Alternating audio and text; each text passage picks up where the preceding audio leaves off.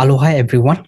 My name is Kinsang Dorji. I am a student research assistant at the University of Hawaii at Manoa under the Department of Urban and Regional Planning. I'm a part of the team for the development of community resilience hubs around the island of Oahu. In this short video, I'm going to summarize the findings from the Islandwide survey that was conducted from 14th April to 15th June for the period of 2 months. The survey was designed to understand the community's level of support, preferred functions, potential partner organizations and programs, and preferred locations for the Community Resilience Hub in all development plans across Oahu. We received a remarkable response of 416 survey respondents, out of which the 89% of respondents are residents, with the rest coming from either community organizations or government departments. 44% of respondents have lived in the community for 20 years or longer, followed by 25% who lived in the communities between 1 to 5 years. So overall, there's a good balance of long-time and new residents, with the medium length of residence among the participants being 4 years. The most frequently occurring age group is 65 years or older, followed by 18% of respondents between the ages of 55 to 64 years old. This is fairly an even distribution of middle-aged residents, while the participation of young population is relatively low. Concerning gender, the majority of the survey respondents are female. The top 3 ethnicities were white, Native Hawaiian, and Asians. The bar chart on the right compares the ethnicities of the survey respondents to the expected count based on the city and county of Honolulu population data. There's a good representation of Native Hawaiians and other Pacific Islanders in the survey, while the Asians, Africans, Hispanic, American Indians, Alaska Natives are relatively underrepresented. In terms of household size, 2-person households are most frequently occurring in the survey, followed by 4-person households. The median household size is 3 persons compared to the average household size in Honolulu County of 2.97% as per the Census Bureau. The median household income of the survey respondents is in the range of $90,000 to $110,000, which is close to the median income of Honolulu County of $87,722.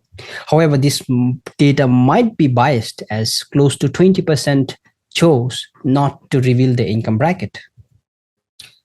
Up next, we look at the survey summary based on 8 planning regions.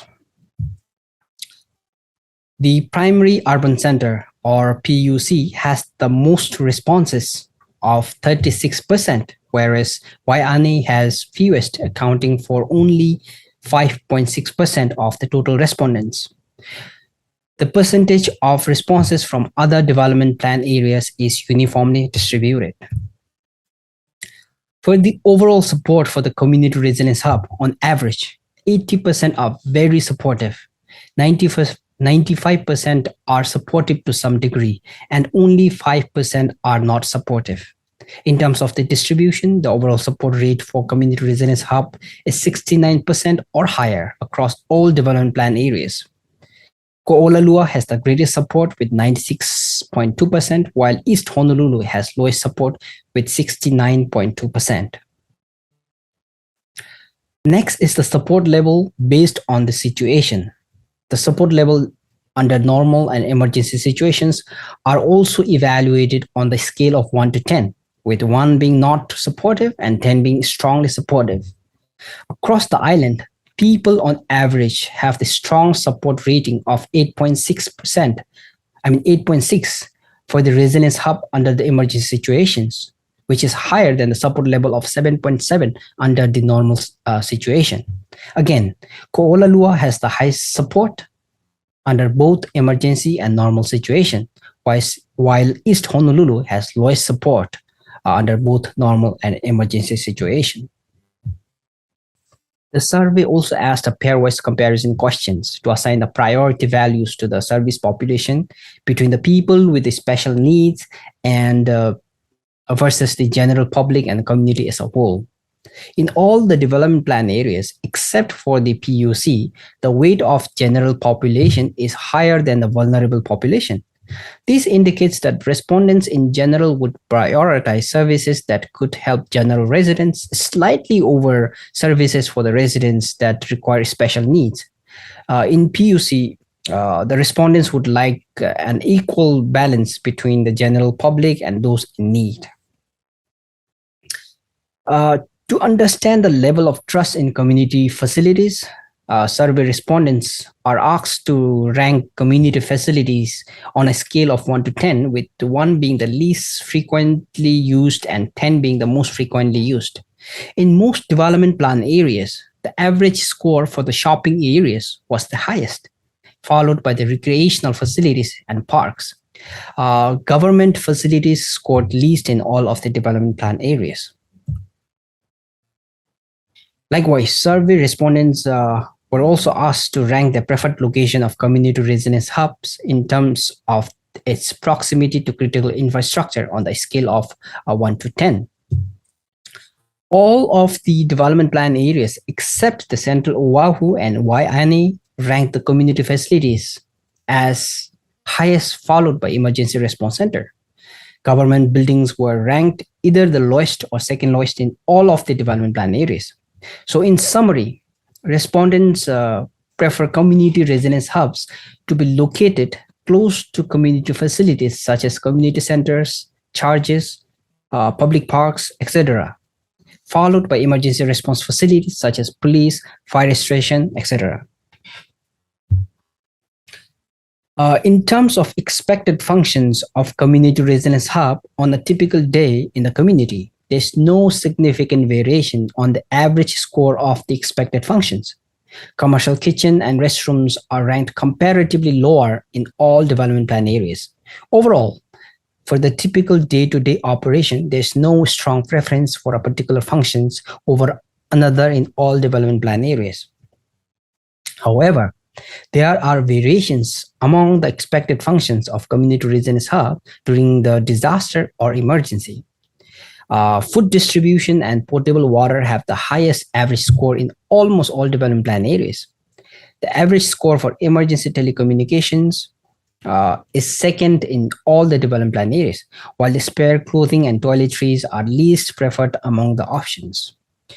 This indicates that the respondents expect a community residence hub to function primarily as a food distribution and emergency telecommunication centers under the emergency situation. In terms of functionality, respondents compare the trade-offs between the maintaining consistent functions versus flexibility in changing operations as new needs and opportunities arise. In all of the development plan areas, people prefer flexibility in changing operations over consistent operations, indicating a strong preference for the community residence hubs to adopt different functions based on the future situation and available opportunities.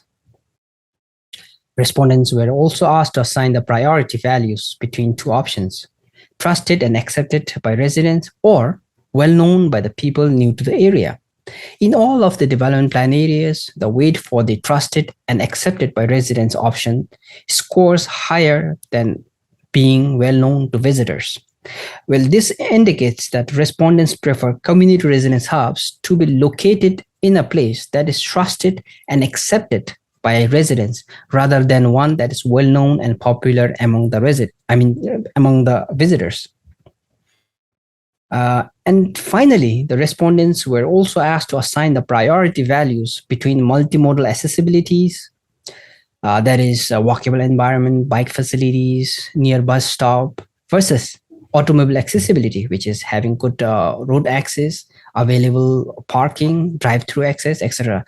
The survey results show differences in transportation access preference across the development plan areas. The weight for the multimodal accessibility scores higher in Ko'olalua, Waianae, PUC, East Honolulu, and Kuala Lumpur communities, while the importance of automobile accessibility scores higher in North Shore, Central Oahu, Ewa, and Ewa communities.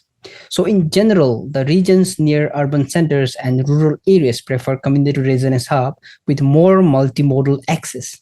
Regions in the central suburban areas, Second City Kapolei, and North Shore areas prefer community residence hub with more automobile access. So that's all I have for today, and the survey will remain open. And if you're interested participating, please visit our website. The survey results will be updated based on your input and incorporated in the final report. And mahalo and thank you so much for your attention and support for this important initiative to increase the resilience in Oahu against the increasing threat from the global climate change. Thank you and mahalo.